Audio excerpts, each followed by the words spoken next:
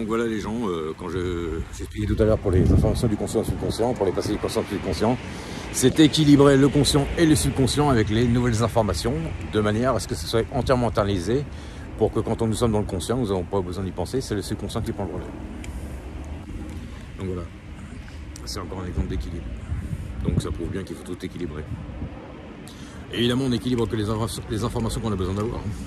Si on regarde un documentaire sur les canards ou la pêche ou la chasse à la truffe et que ça ne nous intéresse pas, évidemment, aucun intérêt, c'est évident. Donc voilà. Donc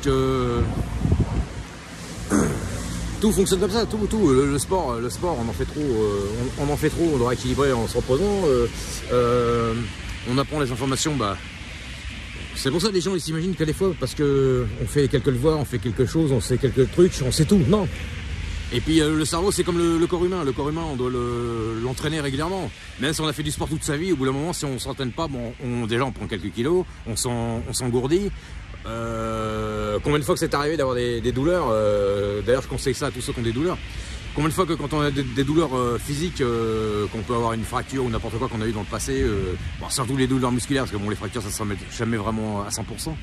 Mais combien de fois que quand on a eu des douleurs musculaires, c'est quand on se met à bouger que les douleurs disparaissent, quand le muscle est chaud. Voilà. Et le muscle est froid, on le chauffe un peu, ça y est, ça va mieux. Donc le cerveau, il faut l'entraîner exactement pareil que le corps. Le corps on l'entraîne régulièrement pour qu'il reste en forme. Et puis c'est une manière de rester jeune, entre guillemets. Même si on vieillit toujours tous un peu, évidemment, forcément. Mais on retarde la calcification, on va dire, du corps et la toxification surtout en faisant un peu de sport. Donc le cerveau, c'est la même chose. Le cerveau, il faut l'entraîner régulièrement. C'est-à-dire que des fois, il a même besoin, du moment qu'il a des informations, même si ce sont des informations qu'il connaît déjà, c'est pas grave. On ne sait jamais tout du premier coup. Voilà. Ça peut arriver, mais sur l'instant. Mais vous allez voir, je sais pas moi, vous allez regarder quelque chose que vous avez vu 15 ans avant, vous avez pu vous en rappeler. Il faut le regarder régulièrement. C'est comme un film quand on va au cinéma.